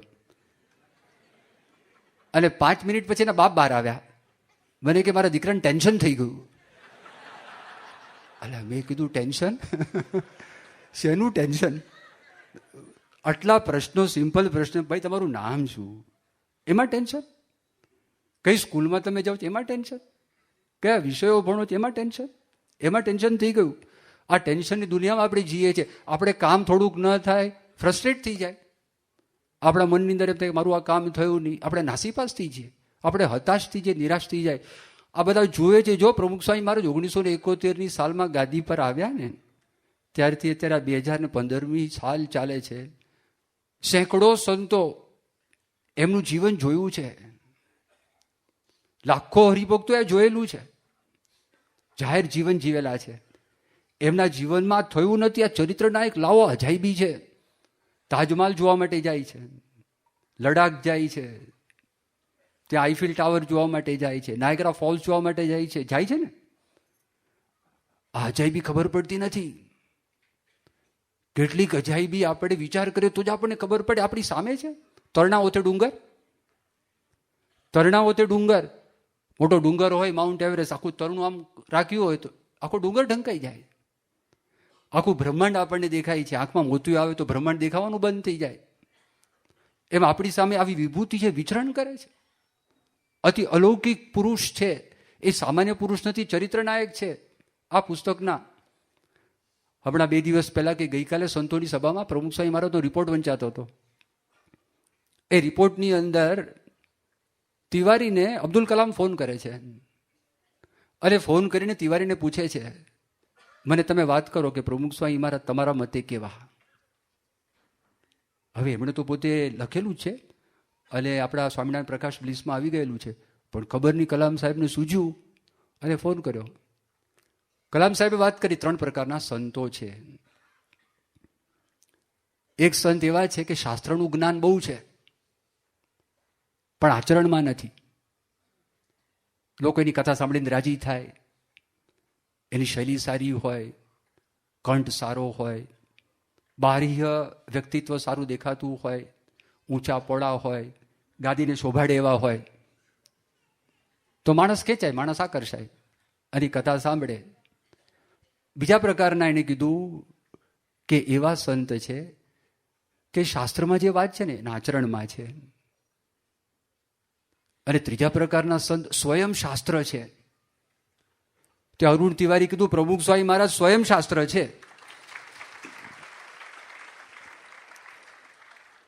અબ્દુલ કલામને સંતોષ ના થયો. અબ્દુલ કલામ કે હું તમને 50% આપું છું. એટલે આપણને શું છે કે 50% આપવાની જ વાત કરી, આ તો માત્ર 50% આપું છું એવી વાત કરી. તો કીધું કેમ? પ્રમુખ સ્વામી મહારાજ મજબૂત નૌકા છે, જેણે અત્યાર સુધી લાખો લોકોને ભવસાગર પાર કર્યા છે. આ મુસલમાન વ્યક્તિ બોલે છે અબ્દુલ કલામ, એને નૌકા સાથેનો મેળ છે. એટલે નૌકા સાથેની વાત કરી, લાખો લોકોને તારી દીધા, ભવસાગર પાર કરી દીધા છે. જો નિષ્કુળાનંદ સ્વામી આ મતલબની વાત નિષ્કુળાનંદ કાવ્યની અંદર નિષ્કુળાનંદ સ્વામી પોતે લખે છે અને નિષ્કુળાનંદ સ્વામી પોતે વાત લખી. નિષ્કુળાનંદ સ્વામી કહે છે કે સંતને સોંપીએ સર્વે આપણું જી, એથી અંતરાય ન રાખીએ અણુજી, તો સંત અત્યંત રાજી થાય ઘણું જી. ઘણું રાજી કરી સંતને કંઈક પામ્યા પરમધામ, સંત વિના શોધી જોવો સઘળે કહો કેનું સરિયું કામ. જેમ નાવ વિના નીરનિધિમાં નથી તરવા અન્ય ઉપાય, તેમ સંત વિના સંસાર તરવા શિદ ઈચ્છે કોઈ ઉરમાય. શું કહે છે? સંતને સોંપીએ સર્વે આપણુંજી, એથી અંતરાય ન રાખીએ અણુજી, કરીએ ગમતું સાચા સંત તણુજી, તો સંત અત્યંત રાજી થાય ઘણુંજી. ઘણું રાજી કરી સંતને કંઈક પામ્યા પરમધામ, સંત વિના શોધી જુઓ સઘળે કહો કેનું સર્યું કામ. હવે દ્રષ્ટાંત આપે, જે બોલ્યા કલામ એ દ્રષ્ટાંત નિષ્કુળાનંદ સ્વામી આપે છે 200 વર્ષ પહેલા. જેમ નાવ વિના નૌકા, નાવ વિના નિરનિધિમાં, નિરનિધિ એટલે દરિયો, જેમ નાવ વિના નિરનિધિમાં નથી તરવા અન્ય ઉપાય, તેમ સંત વિના સંસાર તરવા શિદ ઈચ્છે કોઈ મનમાય. આ જે કલામ બોલ્યા એ જ વાત નિષ્કુળાનંદ સ્વામી આ પોતે બોલ્યા. એક વખત બાપાની હાજરીમાં અમદાવાદમાં અમારે આ ગાવાનું થયેલું અને બાપા જમતા હતા અને તરત પ્રમુખ સ્વામી મહારાજે વાત કરી કે શાસ્ત્રીજી મહારાજ પોતે એવું કહેતા, આ નિષ્કુળાનંદ સ્વામીએ જેનો મહિમા કયો છે ને એ સંત ગુણાતીતાનંદ સ્વામી છે. આવી વાત શાસ્ત્રીજી મહારાજ પોતે કરતા. એ વાત પ્રમુખ સ્વામી મહારાજે અમને અમદાવાદની અંદર જ્યારે સંતો આ બોલ્યા તો તે વખતે પ્રમુખ સ્વામી મહારાજે વાત કરી હતી. આવા મળવા બહુ દુર્લભ છે. નિષ્કુળાનંદ સ્વામી કહે છે કે એવા સંત શિરોમણી ક્યાં મળે, જેને દેહ બુદ્ધિ કરી દૂર, સંત તે સ્વયં હરી.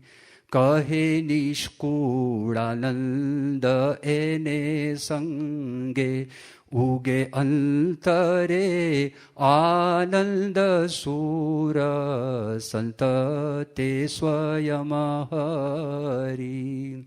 નિષ્કુળાનંદ સ્વામી કહે છે એવા સંત શિરોમણી ક્યાં મળે? સંત સામાન્ય સંત નથી. આપણે બહારથી દેખાય બહુ ઓર્ડિનરી દેખાય છે. આપણી પાત્રતા તૈયાર થઈ હોય તો પહેલા ધડાકે આપણને ખબર પડે કે આ સામાન્ય સંત નથી. તો એવા સંત શિરોમણી ક્યાં મળે? જેણે દેહ બુદ્ધિ કરી દૂર, દેહ ભાવ નથી, જેનો દેહ ભાવ ટળી ગયો છે, એવા ગુણાતીત સંત છે. એ આ પુસ્તકના એ ચરિત્ર નાયક છે, એ સામાન્ય નથી.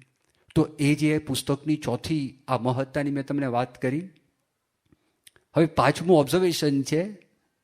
તમે એની વિશેષતા ગણો તો વિશેષતા, આ પુસ્તક છે ને એ ભગવાનની કૃપાનું ફળ છે. એ ભગવત કૃપાનું ફળ છે. તમારા મનમાં પ્રશ્ન થાય કેવી રીતે? છાપી કોણે? હાર્પર કોલિન્સે. લખી કોણે? અબ્દુલ કલામ અને અરુણ તિવારી. બરાબર છે.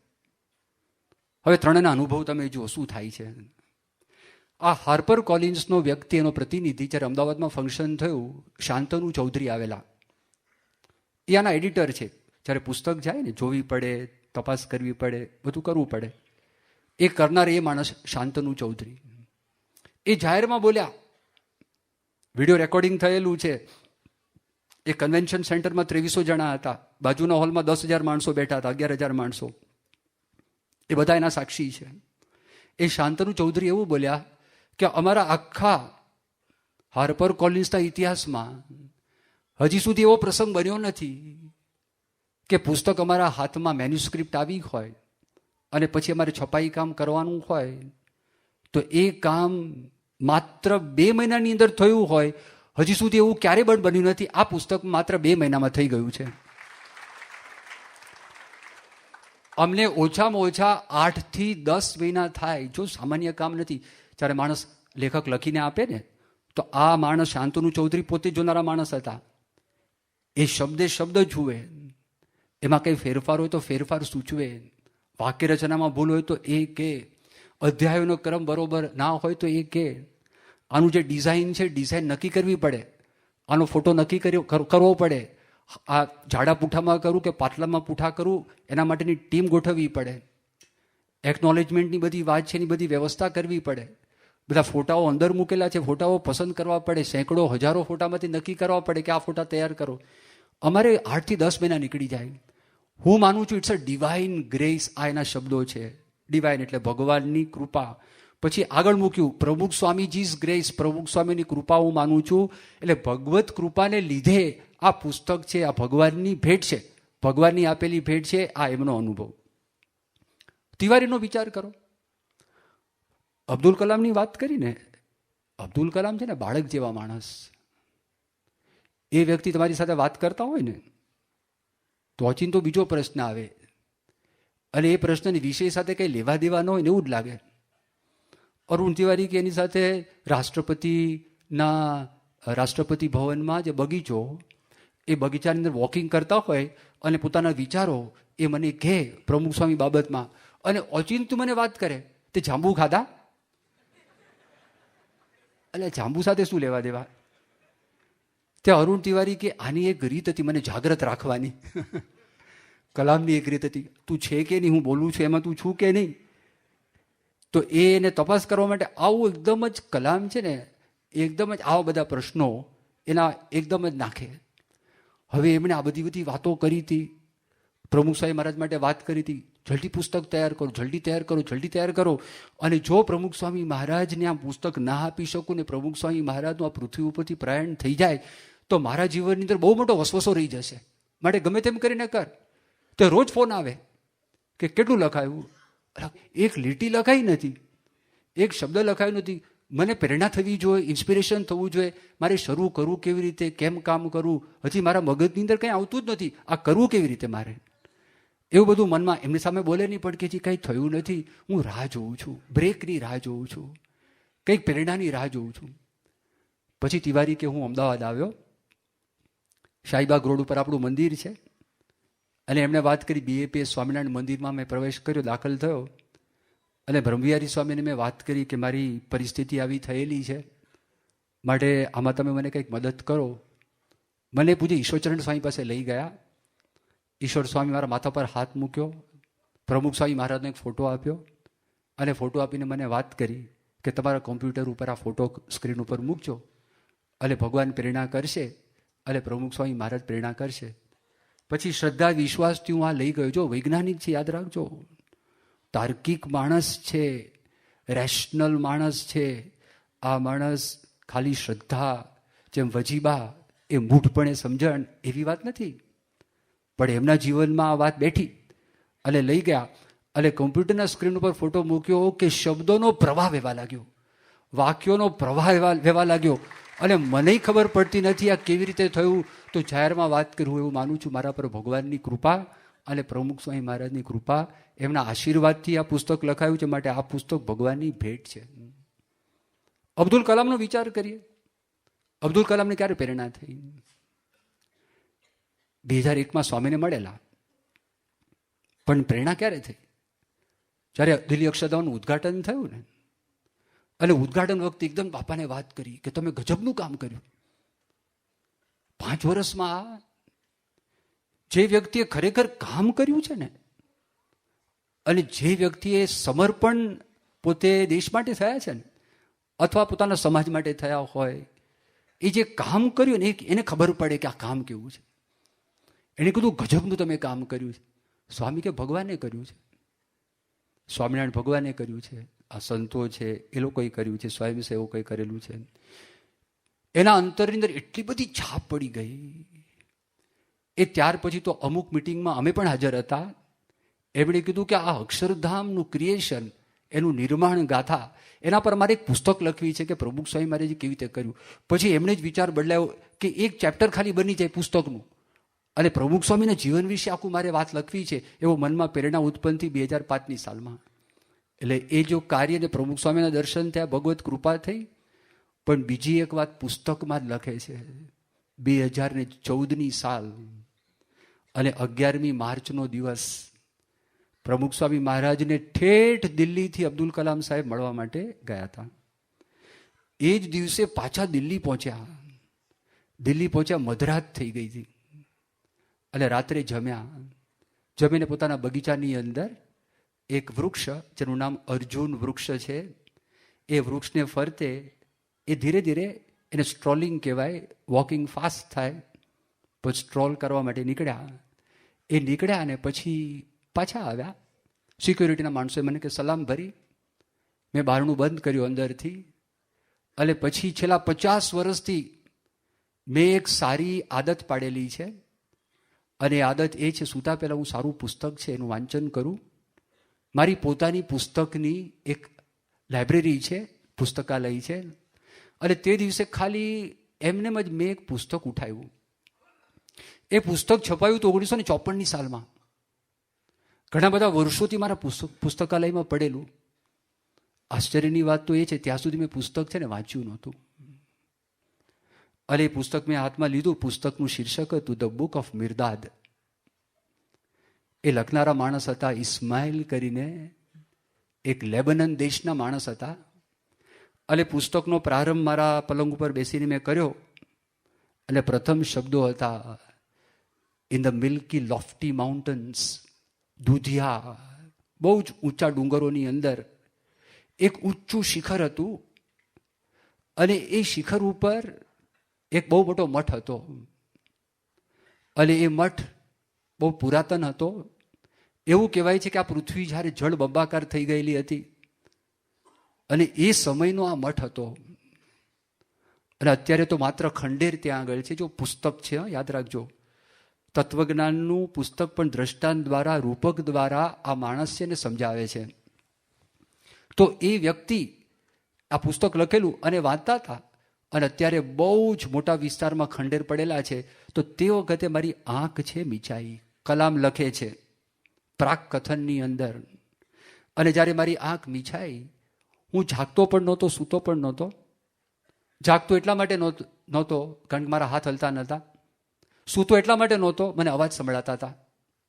અને અંતરિક્ષમાંથી મને એક અવાજ આવ્યો, અવેક, જાગો, ઓ હેપી સ્ટ્રેન્જર, અજ્ઞાત સુખી વ્યક્તિ, જાગ્રત થાઓ. You have reached your goal. તમે તમારા લક્ષ્યને પહોંચી ગયા છો, તમારા ગંતવ્ય સુધી પહોંચી ગયા છો, તમારો ધ્યેય તમને પ્રાપ્ત થયો છે, તમે જાગ્રત થાઓ. એટલે કલામ છે એણે પૂછ્યું કે હું ક્યાં આગળ છું? પેલા અંતરિક્ષમાંથી અવાજે કીધું કે તમે સ્વર્ગમાં છો. જો મુસલમાન ધર્મની અંદર સ્વર્ગ ને નરક બે જ છે, યાદ રાખજો. એમાં અક્ષરધામ, અલગ અલગ સ્વર્ગના ઉપર, અહીંયા આપણે પાતાળમાં 7 ગણાવીએ, ઉપર 6 લોક છે, એવું એમાં નથી. એટલે આપણે સમજવાનું ધામ કે તમે અહીંયા આગળ પહોંચેલા છો, પણ આમાં હેવન લખ્યું છે એટલે સ્વર્ગ. તો કલામે પૂછ્યું કે મને આ કોણ લાવ્યું? એ પહેલા એને પ્રશ્ન પૂછ્યો, પૃથ્વી ક્યાં છે? એટલે અંતરિક્ષમાંથી જવાબ આવ્યો કે પૃથ્વી તો તારી પાછળ બહુ રહી ગઈ છે, તો મને અહીંયા લાવ્યું કોણ? કે તું આજે જેને મળ્યો હતો ને એ તને અહીંયા આગળ લાવ્યા છે. આ જો પુસ્તકમાં લખે છે, હા, તું આજે જેને મળ્યો તો પ્રમુખ સ્વામી મહારાજને મળેલા. તો કલામ પૂછે તમે કોણ છો? તો અવાજ કહે છે આઈ એમ હી, હું એ છું. ભગવાનને સંતો મજિયારો વેચાતો નથી ને. સંત માન જો મારી મૂર્તિ રે, એમાં ફેર નથી એ કરતી રે. સંત હું ને વળી હું તે સંત રે, એમ શ્રીમુખે કહે ભગવંત રે. સંત માનજો મારી મૂર્તિ રે, એમાં ફેર નથી એક રતી રે. હું ને સંત એક જ મજારો વેચાતો નથી. મુસલમાન ધર્મની અંદર પણ જે બધા સૂફીઓથી કે એમાં આવું છે કે આદમ કો ખુદા મત કહો, आदम को खुदा मत कहो. आदम खुदा नहीं, लेकिन खुदा के नूर से आदम जुदा नहीं. खुदा के नूर से आदम जुदा नहीं. આ બધા અનુભવના શબ્દો છે. આ બધા વ્યક્તિનો કોઈ સ્વાર્થ નહોતો, અને બહુ વ્યવસ્થિત વ્યક્તિ હતા, જેને માનનારા હજારો લાખો માણસો હતા. એ બધી વાત છે. તો એને કહે છે, આ પ્રાક કથનમાં પૂછે છે તમે કોણ છો? આઈ એમ હી, એ હું છું. એટલે કલામ કહે છે કે આર યુ પ્રમુખ સ્વામીજી? પણ પ્રમુખ સ્વામી ડીડ નોટ સ્પીક. તમે પ્રમુખ સ્વામીજી છો? પણ પ્રમુખ સ્વામી મારી સાથે બોલ્યા નહીં. પેલા અવાજે વાત કરી, હસ્યા તો ખરા. તો કલામે પૂછ્યું કેમ હસ્યા? જેને કરીને પેલો અવાજ કે છે કે દુનિયાના માણસોને હસતા આવડે, જેને કરીને દુનિયાના માણસો હસી શકે, સ્મિત કરી શકે, મુસ્કાન કરી શકે, એટલે પ્રમુખ સ્વામી મહારાજ હસેલા છે. પછી કીધું કે મારે તમને એક બહુ મોટું એક સિક્રેટ બુક, એક પવિત્ર પુસ્તક તમારા હાથમાં આપી છે, જેને કરીને તમે વિશ્વ સામે આ પુસ્તક મૂકી શકો. એટલે કલામ પૂછે છે વોટ બુક? કઈ ચોપડી? એ એવી પુસ્તક છે શબ્દના ઝાડમાંથી માણસને બહાર કાઢે. માણસ શબ્દની ઝાડમાં ફસાઈ ગયો છે. એટલે કલામ પૂછે છે વાય મી, હું શા માટે? ત્યારે અવાજ એમ કે છે કે તમે સાચું જોવો છો, સારું જોવો છો, અને તમે સાચું બોલો છો અને સારું બોલો છો એટલા માટે. અને મારા વગર તમે કોઈને જોતા નથી, અને મારા વગર તમે કોઈનું નામ બોલતા નથી એટલા માટે. તો કે આ પુસ્તક છે એનો સંદેશ શું છે? કે આ દુનિયાના ભાગલા પડી ગયા છે. અવાજ કે છે અહમ અને મમત્વથી દુનિયામાં ઝઘડા થયા છે, અને એના બધા વાડો થયેલી છે. વાડોની અંદર તાર છે, તારમાં બધા કાંટાઓ છે, અને માણસો એકબીજા સાથે લડે છે. એ બધાના મન એક થાય, એમાં સંપ થાય, એના જીવનમાં અહમ અને મમત્વ તૂટે. એ આ પુસ્તકનો સંદેશો છે. માટે કલામ તમે ટ્રાન્સેન્ડન્સ લખો. આ પ્રાક કથનમાં લખે છે, આ માટે તમે લખો. એટલે ભગવત કૃપાની આ એકદમ ભેટ છે. અને આગળ કાલે આપણે એ જોશું. આ પ્રાક કથનની બધી વાત પૂરી થઈ, એનો વિશેષતાઓ બધી પૂરી થઈ, અને કાલના દિવસે આપણે આ પુસ્તકમાં જે પ્રસ્તાવના છે પ્રસ્તાવના પર વાત કરીશું. શ્રી સ્વામિનારાયણ ભગવાનની જય.